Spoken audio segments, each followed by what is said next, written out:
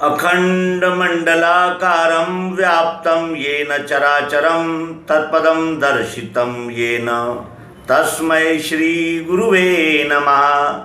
अज्ञानान्धस्य लोकस्य ज्ञानाञ्जनशलाकया चक्षुरुन्मीलितं येन तस्मै श्री गुरुवे नमः। श्रीमद्भगवद गीतोपनिषद के अध्याय 9 में श्लोक 4 और 5 के विषय में शंकाएं उपस्थित हुई है। आइए हम अपने पाठकों के साथ इस शंका समाधान सत्र में महत्वपूर्ण ऐसे इन प्रश्नों का विचार करें। प्रश्न है, मया तत्मिदं सर्वं जगत् व्यक्तमूर्तिना मत्स्थानि सर्वभूतानि न चाहं तेष्व स्थितः न च मत्स्थानि भूतानि पश्य मे योगमैश्वरम् भूतभृन्नश्च भूतस्थो ममात्मा भूतभावनः अव्यक्त रूप मैंने ही व्यापा है सब विश्व ये है सर्वभूत मेरे में मैं इनमें रहता नहीं है भूत मेरे में योग ऐश्वर्य देखिए भूत धरता न भूतों में ममात्मा भूत है लखे। एक और तो कहते हैं कि सभी भूत यानी जीव मात्र मेरे में है और मैं इनमें रहता नहीं। फिर कहते हैं कि अव्यक्त रूप मैंने ही व्यापा है सब विश्व ये। फिर कहते हैं कि नहीं है भूत मेरे में योग ऐश्वर्य देखिए और साथ ही कहते हैं कि भूत धरता न भूतों में ममात्मा भूत है लखे। तो ये परस्पर विरोधी विधान लगते हैं। कब तक?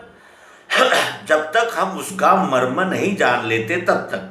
और जब हम इसका मर्म जान लेते हैं तब ये ही सिद्धांत हमारे लक्ष्य में आता है और हमारे सभी शंका और जिसे कहते हैं प्रश्नों का समाधान हो जाता है। आइए इन प्रश्नों के उत्तर में हम श्री चंद्रकांत अभ्यंकर जी और माता राम सखी देवी इनके संयुक्त प्रयास गीता प्रश्नोत्तरी एक सरल अध्ययन से इन प्रश्नों का उत्तर शास्त्रोक्त पद्धति से प्राप्त करें। भगवान निज अव्यक्त भाव से संपूर्ण विश्व में किस प्रकार व्याप्त है, ये इन श्लोकों का आधार है। पुरुषोत्तम परमात्मा में निज स्वभाव अक्षर ब्रह्म द्वारा संपूर्ण विश्व व्याप्त किया है, अर्थात संपूर्ण विश्व में अक्षर ब्रह्म रूप से पुरुषोत्तम स्थित है। इसलिए सर्वभूत स्थावर जंगम सहित मुझ पुरुषोत्तम में ही है। किंतु मैं परमात्मा इन भूतों में नहीं रहता। मेरे अक्षर भाव में भूत नहीं है। जैसे शक्कर मूल रूप में रवा डली आदि कल्पना नहीं होती, इसी तरह भूत संज्ञक मुझ पुरुषोत्तम में कोई वस्तु नहीं है।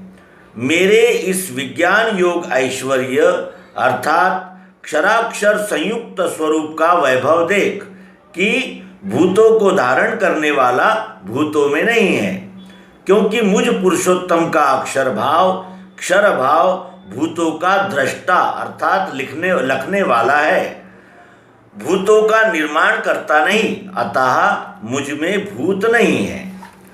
भगवान ने अपनी व्यापकता के 3 विधान किए हैं।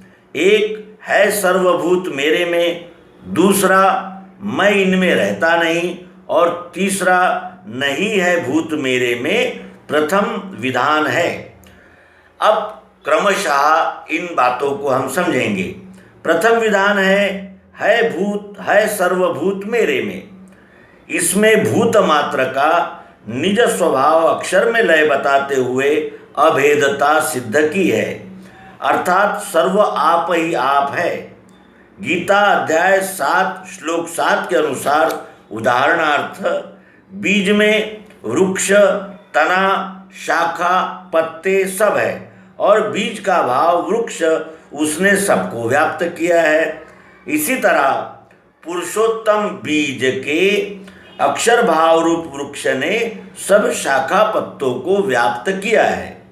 इसी तरह पुरुषोत्तम बीज के अक्षर भाव रूप वृक्ष ने सब शाखा पत्तों को व्याप्त किया है। वृक्ष से पृथक उनका कोई अस्तित्व ही नहीं। एक और उदाहरण, जिस प्रकार से सदैव आकाश में स्थित रहने वाला वायु सर्वत्र में घूमता रहता है, अर्थात सर्वत्र में घूमते हुए भी आकाश में ही स्थित है, उसी प्रकार हमेशा मुझ परमात्मा में ही सदैव घूमने वाले संपूर्ण भूत स्थित है।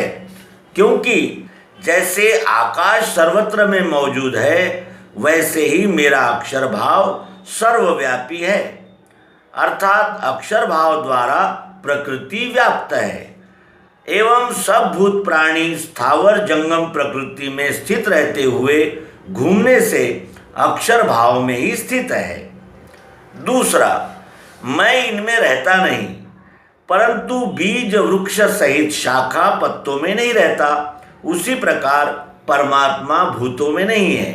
या ऐसे समझिए कि जैसे पिंड सर्व अंगांगों का लय अपने में रहता है, किंतु आप उनमें नहीं रहते, अर्थात सब भूत मेरी प्रकृति में पुरुषोत्तम की अपरा प्रकृति में लय रहते हैं। जैसे जीव के अनंत कार्य विचार रूप सृष्टि निद्रित अवस्था में लय रहती है, तथा सुबह उठते ही फिर वह रचना करने लगता है, अथवा कल्पना रहित जीव भाव में उदय होने वाली कल्पना का अंत होते ही अथवा कल्पना रहित अवस्था में निज अंगांगों का लय एवं स्फुरण होते ही उनका उदय हो जाता है।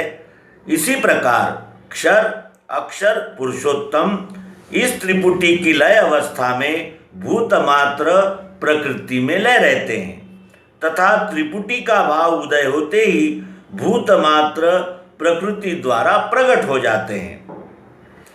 परा प्रकृति के प्रकाश में अर्थात आश्रय से अपरा द्वारा संपूर्ण दृश्य की उत्पत्ति बनने बिगड़ने के भाव से रहित होती है, किंतु जो जीव भाव युक्त यह रहस्य न जानकर कामनाओं के अनंत प्रकार की भोग ऐश्वर्य चाहना में फंसे हुए प्रकृति वैभव को प्रकृति के पराधीन होते हुए भी प्राप्त करने की इच्छा करते हैं, उनको ही मैं बनाता हूँ, अर्थात वे आपको देह मानकर पैदा होते मरते रहते हैं।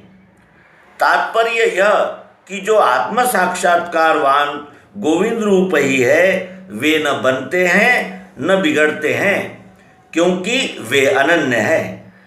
अब तीसरा वाक्य आया है कि नहीं है भूत मेरे में, इसका स्पष्टीकरण देखें। नहीं है भूत मेरे में, इसका अर्थ यह है कि पुरुषोत्तम पद दृष्टि से प्राकृतिक चक्र का विचार करते हुए निज पुरुषोत्तम रूप की सर्वरूपता सिद्ध होने पर यह तीसरा विधान स्पष्ट हो जाता है। प्रकृति द्वारा होने वाले चार खाने के उत्पत्ति स्थिति प्रलय रूप कर्म में मैं अक्षर भाव संग त्याग कर अकर्ता रूप से रहता हूँ। इसलिए भूतों द्वारा होने वाले कर्मों से मुझे अक्षर भाव को बंधन नहीं होता, क्योंकि न तो उनके लिए किए हुए कर्मों का मैं अर्थात अक्षर भाव रूप करता ही हूँ न भोगता हूँ। उदाहरणार्थ, जैसे किसी के मकान में रहने वाला यदि दुराचरण करे या सदाचरण करे तो मकान मालिक को उससे कोई संबंध उसे प्राप्त होने वाले हानि लाभ रूप फल से नहीं रहता। हाँ, यह अवश्य है कि दुराचरण करने वाले से मकान खाली करा लेवे। ऐसे ही परमात्मा का आत्मभाव प्रकृति में सर्वत्र ठोस भरा हुआ है। उसमें प्रकृति द्वारा अखंड गति से गुणों द्वारा कार्य होता रहता है। आत्मा में जीव नाम से कोई करता है, यह भावना ही नहीं, क्योंकि वह भावातीत है। इससे गुणों के कार्य में अहम भाव अर्थात जीव भाव युक्त कर्ता भाव से होने वाले कर्मों का उसे बंधन नहीं। किंतु निज स्वकर्माचरण न करने वाले से यह निज प्रवृत्ति में रहने वाले मानव देह रूपी मकान को खाली करवा लेता है। तात्पर्य यह है कि अक्षर भाव रूप कर्ता भोक्ता न होने से मुझ परमेश्वर रूप अक्षर भाव के प्रकाश में अर्थात निगाह के सामने प्रकृति तत्वतः चार खानी रूप विश्व रूप को मूल वस्तु विश्व रूप को प्रकट अर्थात उत्पन्न करती है। इसलिए विश्व स्वरूप चक्र में घूमता है, क्योंकि प्रकृति का कार्य गुणों द्वारा होता है तथा गुण गतिमान होने से विश्व स्वरूप दृश्य का स्वरूप चार अवस्था में घूमते हुए परिवर्तित हो जाता है। इससे हमें ध्यान में आता है कि यह परस्पर विरोधी दिखने वाले विधान किस तरह एक रूपता प्राप्त करते हैं। मित्रों, गीता का सूक्ष्म अध्ययन जारी रहेगा। आप सबके सहयोग प्रेम के हम अभिलाषी हैं और यही प्रेम रहे स्थायी, कृपा दृष्टि वही मिले, ये कहते हुए इस शंका समाधान सत्र का समापन करेंगे। नर्मदे हर सद्गुरु भगवान की जय।